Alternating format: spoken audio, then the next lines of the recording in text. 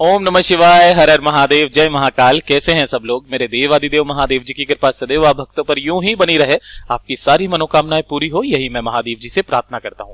देखिए, अब आ गया है बहुत ही बड़ा दिन, जो कि हरतालिका तीज के नाम से जाना जाता है। साल की सबसे बड़ी तीज होती है। पूज्य गुरु जी अपनी कथाओं में हमेशा इसके बारे में वर्णन करते हैं कि जब ब्रह्माणी मैया लक्ष्मी और पार्वती मैया ने घोर तपस्या करके तीनों देवताओं ब्रह्मा विष्णु महेश जी से विवाह रचाया था ना, तब उनकी तपस्या से प्रसन्न होकर के उन्होंने उन्हें वरदान दिया था, है ना। और वरदान के स्वरूप में तीनों देवियों ने यह मांगा था कि जो भी स्त्री नारी पूरे तन मन धन से तीज के दिन का व्रत का अनुष्ठान करेंगी, उस तीज के दिन का फल उन्हें जरूर प्रदान होगा 100%। और उन्हें इस चीज के लिए तथास्तु भी बोला था और उन्हें इस चीज का फल प्रदान भी होता है। तो हरतालिका तीज अपने आप में बहुत ही बड़ी तीज मानी जाती है। और इस दिन करने वाले कुछ एक उपाय हैं जो कि आपकी सारी मनोकामनाओं को पूरा करेंगे। जितनी भी मेरी माताएं बहनें हैं, उनकी जितनी भी तरीके की समस्या हो, चाहे वो मनोकामना पूर्ति से संबंधित हो, चाहे वो रोग से संबंधित हो, पति पत्नी के बीच में नहीं बनती है, विवाह से संबंधित कुछ परेशानियां हैं, विवाह नहीं हो रही है, या फिर मनचाहे विवाह के लिए भी जितनी भी कुंवारी स्त्रियां या बहनें हैं या सुहागिन माताएं बहनें, उन सभी के लिए आज के इस वीडियो में मैं आपको एक छोटा सा उपाय बताऊंगा। ओम वाली बेल पत्र से आपको उपाय करना होगा और आपकी सारी मनोकामनाएं, सारी विश पूरी जरूर होंगी। पूज्य गुरु जी की कथा से सुनकर के और समझ करके बहुत अच्छे से बताऊंगा, परंतु उससे पहले आप सबसे एक छोटी सी गुजारिश करूंगा कि जो लोग पहली बार आए हैं, चैनल को सब्सक्राइब जरूर कीजिएगा और वीडियो को लाइक करके महादेव जी का कोई सा भी प्यारा नाम कमेंट बॉक्स में लिखना मत भूलिएगा, ठीक है। सबसे पहले बात कर लेते हैं पहले वाले उपाय की तरफ, ठीक। देखिए, पहला वाला उपाय किन लोगों को करना है, ध्यान से सुनना। ये जितनी भी मेरी माताएं बहनें जो भी सुहागिन है ना, और उनके जीवन में हमेशा क्लेश बना हुआ है, कोई ना कोई दुख उनका पीछा छोड़ ही नहीं रहा है, पति पत्नी के बीच में बिल्कुल भी नहीं बनती है, हमेशा लड़ाई झगड़ा होता रहता है, पता भी नहीं चलता किस बात पे लड़ाई झगड़ा स्टार्ट हो चुका है ना। तो काफी सारी ऐसी समस्याएं आती है, बहुत सारे कमेंट भी आते, भैया पति पत्नी के बीच में लड़ाई झगड़ों को कम करने का कोई उपाय बताइए, या फिर ऐसी स्थिति आ गई है कि तलाक तक पहुंच चुके हैं। जीवन में अगर आपके दुख समाप्त होने का नाम ही नहीं ले रहे हैं ना, हरतालिका तीज के दिन एक बार इस उपाय को कर लीजिएगा बस मात्र, है ना। इस वाले उपाय के लिए आपको चाहिए क्या, मात्र 1 लोटा शुद्ध जल, अपने घर का तांबे के लोटे में जल लेना, ठीक है ना, ताजा जल ले लेना। ये ले लिया और उसी के बाद में आपको चाहिए होगी 3 बेलपत्र। कितनी बेलपत्र चाहिए, 3 बेलपत्र लेना जो कहीं से भी खंडित टूटी फूटी ना हो। अगर नहीं मिलती है, मैं हमेशा कहता हूं शिवलिंग से उठा लेना, उन्हें धो करके स्वच्छ जल से उन्हें काम में ले लेना, लेकिन खंडित आप कभी भी मत लेना, ठीक है। और इसी के साथ में लेना होगा आपको लाल चंदन, है ना। इस वाले उपाय में आपको पीला नहीं, लाल चंदन ही आपको चाहिए, ये चीज ध्यान रखना। अगर लाल चंदन नहीं मिलता है ना, तो आप सिंदूर भी ले सकते हो, है ना, लेकिन पीले रंग का नहीं लेना है, आपको लाल रंग का ही लेना है। इन सभी चीजों को लेकर के पहुंचना होगा मेरे देवादिदेव महादेव जी के मंदिर शिवलिंग के पास, और उत्तर दिशा नॉर्थ डायरेक्शन की तरफ मुंह करके खड़े हो जाना। जितनी भी मेरी माताएं बहनें अगर चाहें तो मेरे देवादिदेव महादेव जी की जो पूजा अर्चना करनी है आपको कर लेना उपाय से पहले। उपाय सब करते वक्त में आपको ध्यान रखना है, बीच में और कोई भी काम नहीं करना है, ठीक है ना। तो आपको जैसे ही पूजा अर्चना से खत्म हो जाएंगे, उसके बाद में आपको ये उपाय करना है। उपाय कैसे करना है, ध्यान से सुनना।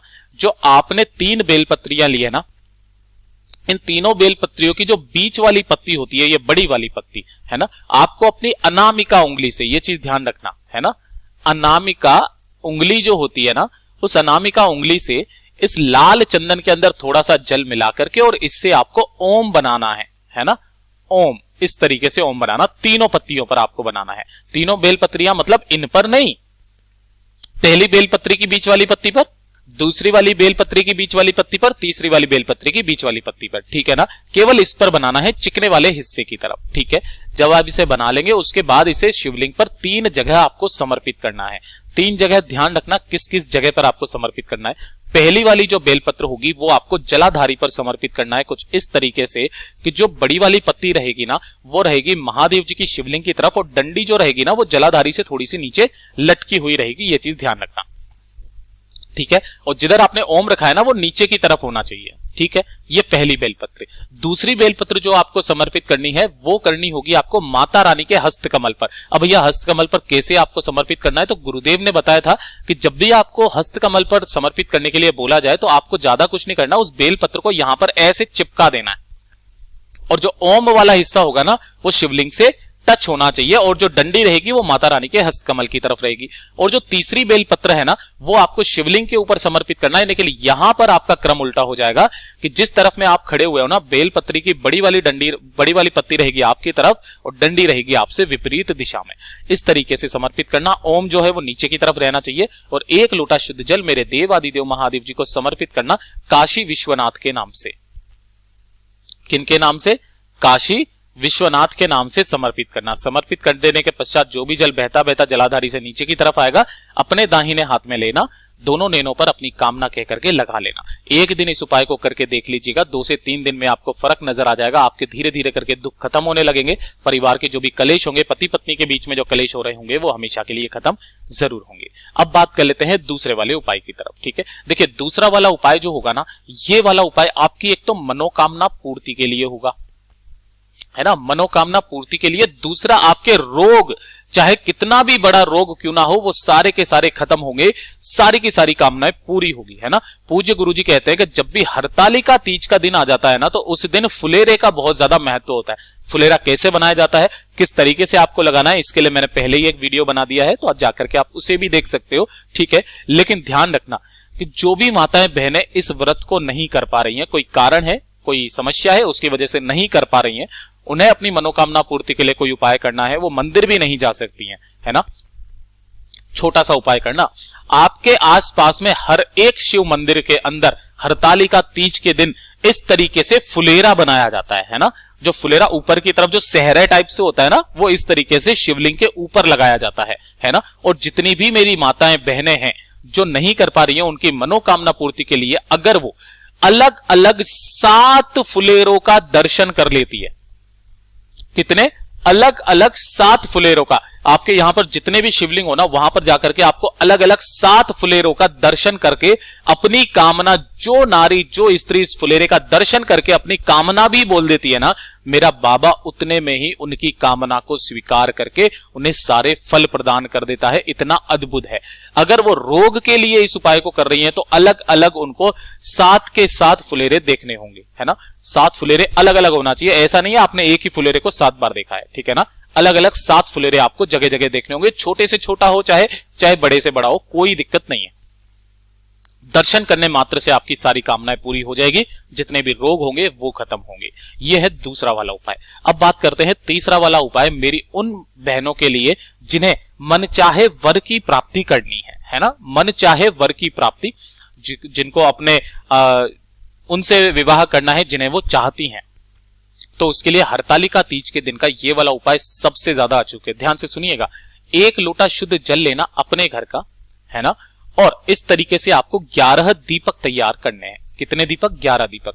सभी के अंदर लगाओगे आप गोल बाती, है ना, गोल बाती लगाना, और इसके अंदर भरना गाय माता का घी। ठीक है, तो इन्हें अभी जलाना नहीं है, आपको प्रज्वलित नहीं करना है। इन सभी को लेकर के पहुंच जाना हरतालिका तीज के दिन सुबह या शाम कभी भी शिवलिंग के पास में, है ना।